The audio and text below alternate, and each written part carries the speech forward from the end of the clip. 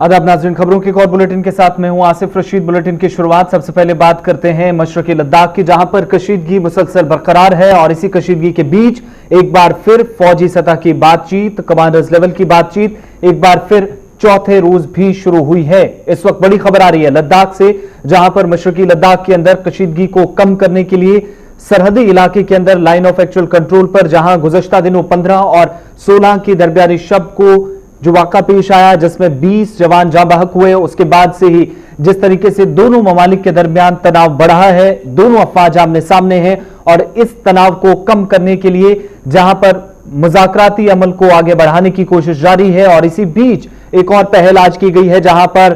फौजी सतह की बातचीत इस वक्त फिर से शुरू हुई है। बड़ी खबर मशरकी लद्दाख से, जहां पर लाइन ऑफ एक्चुअल कंट्रोल पर की सूरत हाल पर तबादला ख्याल करने के लिए फौजी सतह की बातचीत इस वक्त फिर से शुरू हुई है।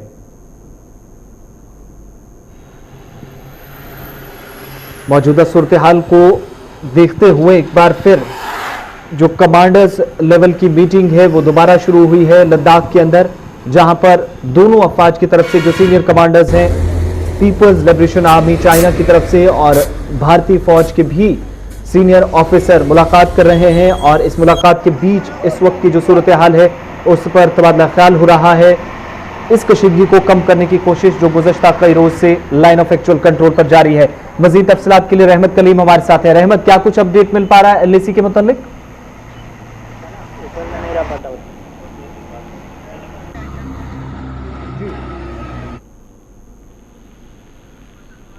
रहमत, आप मुझे सुन पा रहे हैं? जी बिल्कुल बिल्कुल।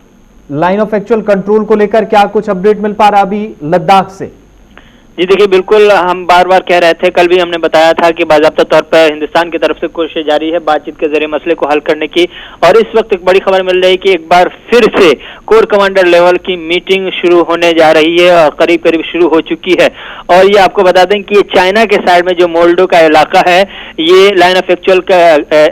कंट्रोल का जो इलाका है उसके अपोजिट साइड में हिंदुस्तान का जो LAC है उसके अपोजिट साइड में चुशुल का इलाका पड़ता है। उसके मोल्डो में एक जगह है, मोल्डो में ही बाज़ाब्ता तौर पर ये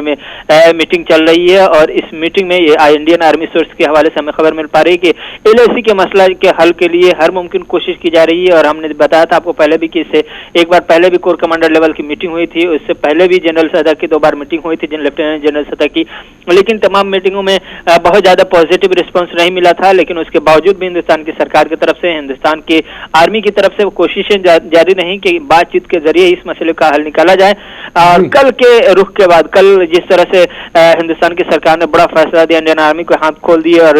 फायरिंग तक की इजाजत दे दी गई, उसके बाद से फिर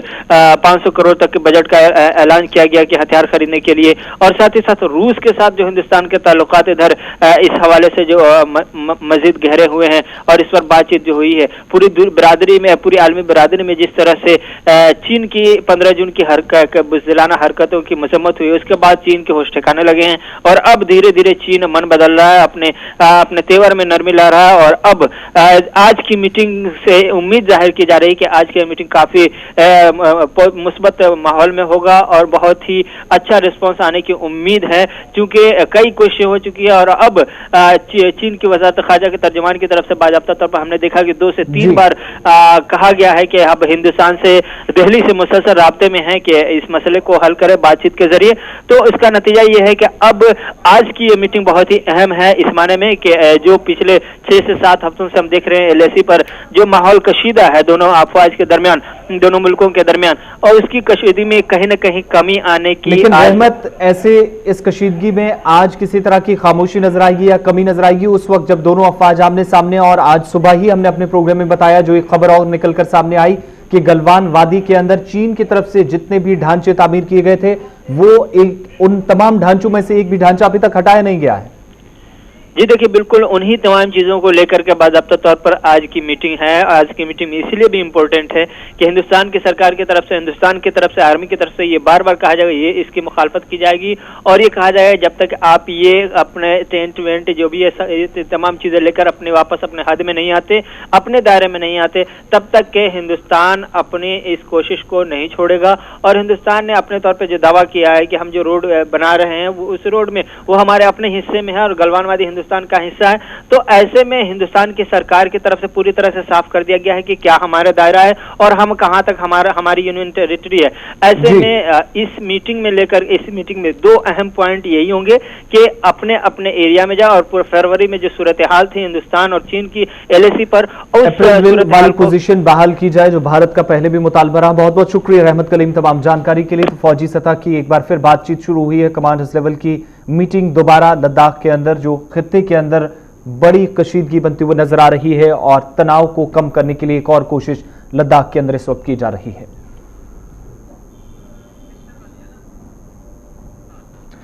लद्दाख पे मजीद बातचीत करेंगे, लेकिन उससे पहले मरकजी वजीर रेलवे और तिजारत और सनत पीयूष गोयल ने वीडियो कॉन्फ्रेंसिंग के जरिए CII के साथ अब से थोड़ी देर पहले CII के जिम्मेदारान के साथ वीडियो कॉन्फ्रेंसिंग के जरिए मीटिंग की। क्या कुछ इसमें खास रहा, जहां मुल्क की मईशत को लेकर इस पर तबादला ख्याल हुआ और आगे की हिकमत अमली पर भी बातचीत हुई। सबसे पहले ये देखते हैं। Revive this mood, the sentiment and actual business on the ground much faster. In fact, yesterday all of us celebrated Father's Day,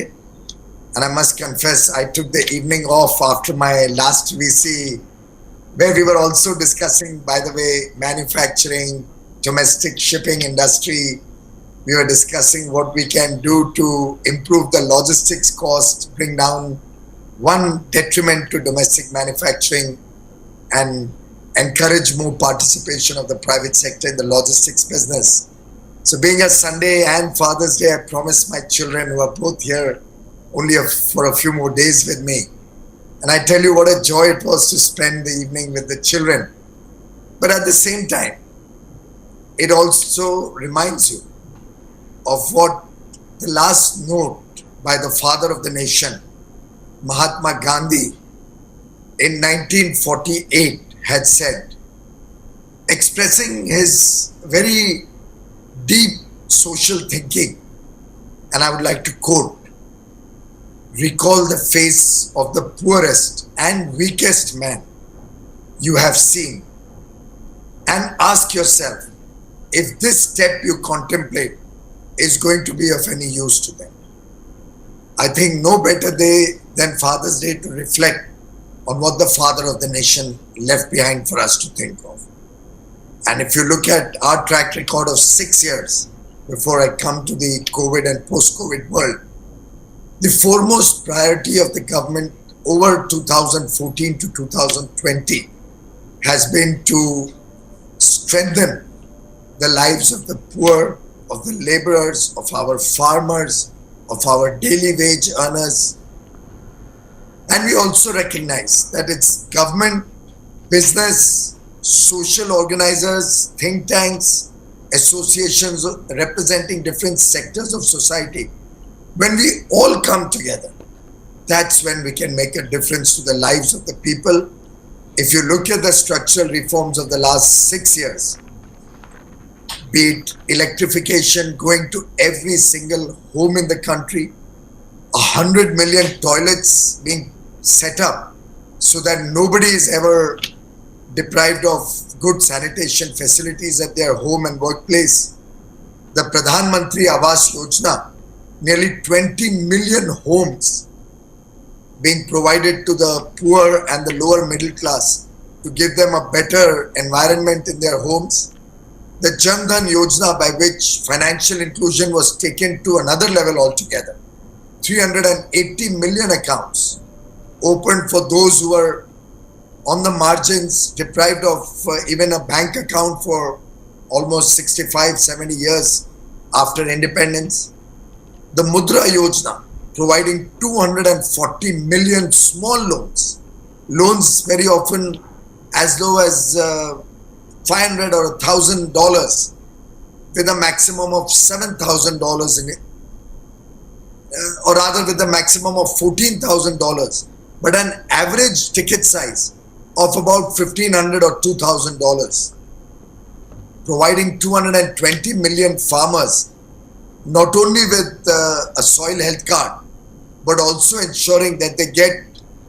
a variety of support systems, including the direct benefit transfer of about $100 to each of the farmers every year. A very small gesture to appreciate the good work that they have done.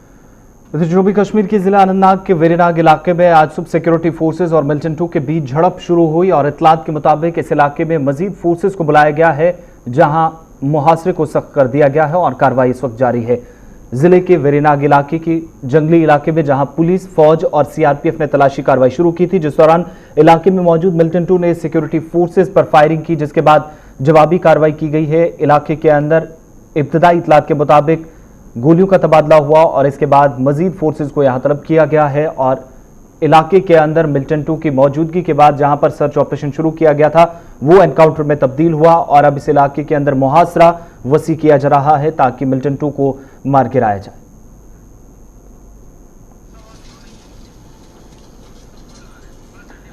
तो जनूबी कश्मीर के अंदर एक बार फिर security forces और militant आमने सामने हैं और वेरीनाग कापरन का इलाका जनूबी कश्मीर का जिला अनंतनाग, जहां पर इससे पहले शोपियां और साथ ही साथ कुलगाम जिले के अंदर मिलिटेंट 2 का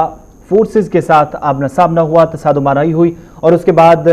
काफी वक्फे के बाद जहां पर सर्च ऑपरेशन का सिलसिला जनूबी कश्मीर के अंदर भी जारी था, वहीं पर अब मिलिटेंट 2 के साथ इस वक्त झड़प जारी है जनूबी कश्मीर के अनंतनाग जिले के अंदर, जहां पर इतलात के मुताबिक गोलियों का तबादला हुआ है। दोनों अतराफ से सर्च ऑपरेशन सुबह सुबह एनकाउंटर में तब्दील हुआ। जम्मू कश्मीर पुलिस के स्पेशल ऑपरेशन ग्रुप के साथ साथ राष्ट्रीय राइफल्स और सेंट्रल रिजर्व पुलिस फोर्स के अहलकार इस इलाके को मुहासरे में लिए हुए हैं और सर्च ऑपरेशन जो सुबह शुरू किया गया था इस वक्त एनकाउंटर में तब्दील हो चुका है। बड़ी खबर इस वक्त जनूबी कश्मीर से आ रही है, हालांकि अभी तक किसी तरह के नुकसान की खबर नहीं है, किसी के मारे जाने की खबर नहीं है, लेकिन सिक्योरिटी फोर्सेज की मुश्तरका कार्रवाई इस इलाके के अंदर जारी है। और गुज़श्ता दिनों एनकाउंटर्स और ऑपरेशंस की बात करें तो मिलिटेंट मुखालिफ ऑपरेशन जिनमें 30 से ज्यादा मिलिटेंटों की हलाकत, करीब 14 ऑपरेशंस में जनूबी कश्मीर से वस्ती कश्मीर तक हो चुकी है और इनमें श्रीनगर के अंदर भी कल जो एनकाउंटर हुआ तो 3 मिलिटेंटों की हलाकत के साथ ये ऑपरेशन खत्म हुआ था। वहीं इस पूरे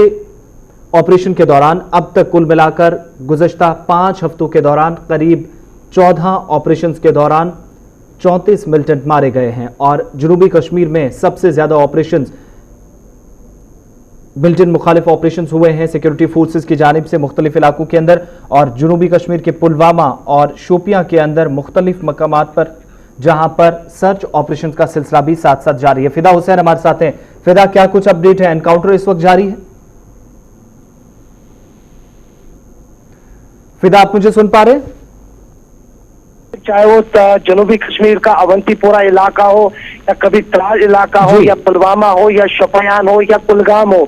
जहां कहीं पे आए रोज कहीं न कहीं पे मिलिटेंट और सिक्योरिटी फोर्सेस के बीच झड़प होती है पिछले कई दिनों से। लेकिन अब जो ये अनंतनाग पहुंच गया और अनंतनाग के जंगलों में, इस वक्त वेरीनाग के जंगलों में फोर्सेस और सिक्योरिटी फोर्सेस के बीच जो सुबह झड़प हुई थी जिसमें कांटेक्ट हुआ था सिक्योरिटी फोर्सेस को कि जंगलों में कुछ मिलिटेंट जो है वो मौजूद है। जब वहां पे सिक्योरिटी फोर्सेस पहुंची तो मिलिटेंट और सिक्योरिटी फोर्सेस के बीच आमना सामना हुआ। हालांकि जिस मुकाम पे इस वक्त हम मौजूद है वहां पर मैं आपको यही बता दूं कि अभी गोलियों की आवाज जो है ना तो मिलिटेंट के तरफ से हो रही है ना ही सिक्योरिटी फोर्सेस की तरफ से हो रही है, लेकिन पूरे इलाके को, पूरे जंगल को इस वक्त सिक्योरिटी फोर्सेस ने अपने मुहासरे में ले लिया है और मिलिटेंटों की तलाश अभी भी जारी है। हालांकि जब सुबह का वक्त था, जब ये, क्योंकि ये जंगल इलाका है, मैं आपको बता दूं वेरीनाग कापरन के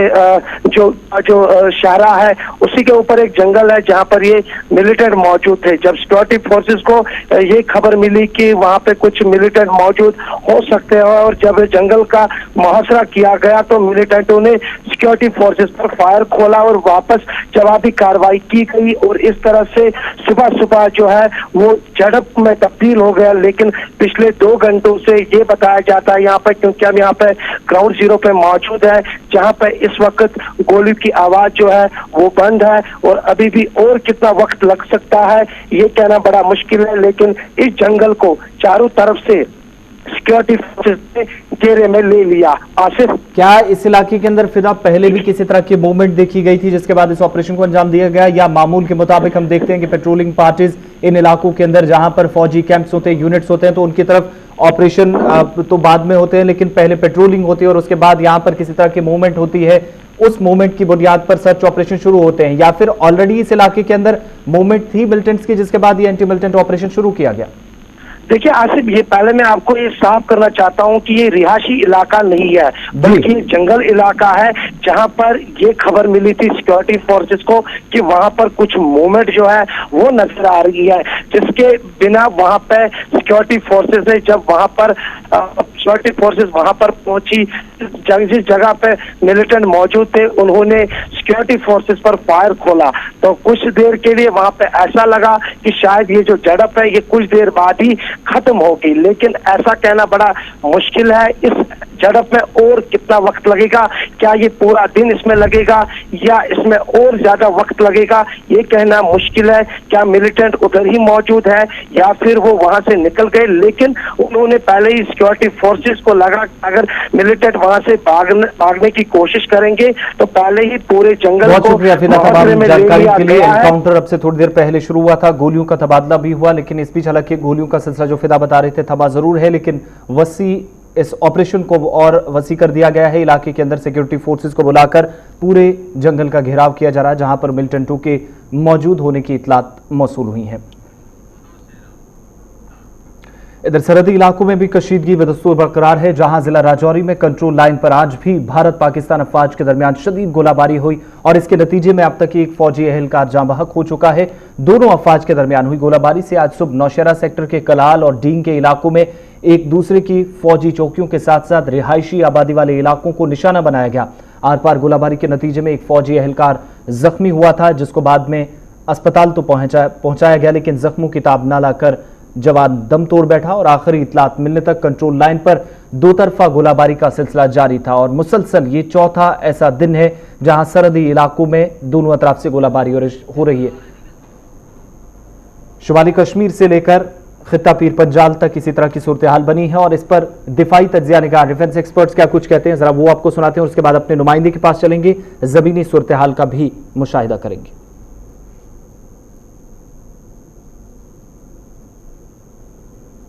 Pakistan has violated ceasefire agreement in Krishna Ghati, in Nowshera, in Jammu and Kashmir. Army has retaliated.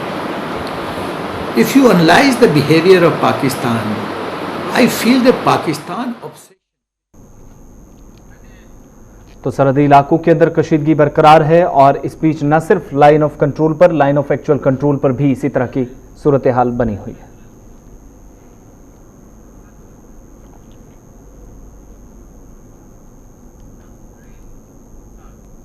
इधर वजीर दिफा राजनाथ सिंह 3 रोजा दौरे पर रूस के शहर मॉस्को के लिए अब से थोड़ी देर पहले रवाना हो गए। रूस के अपने दौरे के दौरान वो हिंदुस्तान रूस दिफा और स्ट्रेटेजिक शराकतदारी को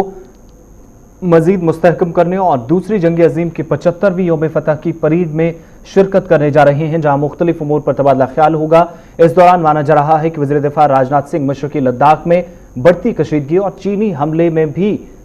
जहां पर 20 जवान जाँ बहक हुए थे, इस पर चीन के साथ बातचीत की जा सकती है, रूस के साथ माफ कीजिएगा बातचीत की जा सकती है, लेकिन ये बात भी वाजे कर दी गई है कि चीन के किसी नुमाइंदे के साथ यहां बातचीत नहीं होगी, मुलाकात नहीं होगी, लेकिन रूस के वज़ीर दिफा और दीगर जिम्मेदारान के साथ इस मामले पर बातचीत हो सकती है, जिसके लिए वज़ीर दिफा राजनाथ सिंह एयरफोर्स के खुसूसी तैयारे से रूस के 3 रोज़ा दौरे पर रवाना हो गए हैं, जहां वो मॉस्को पहुंच जाएंगे।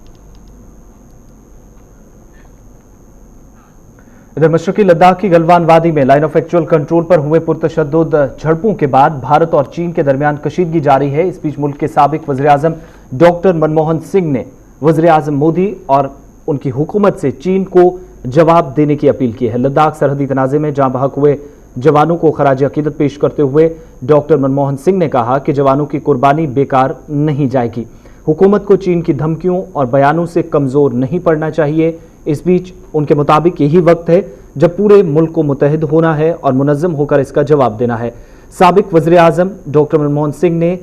चीन के साथ जारी कशीदगी पर एक बयान जारी कर कहा कि हम हुकूमत को आगाह करते हैं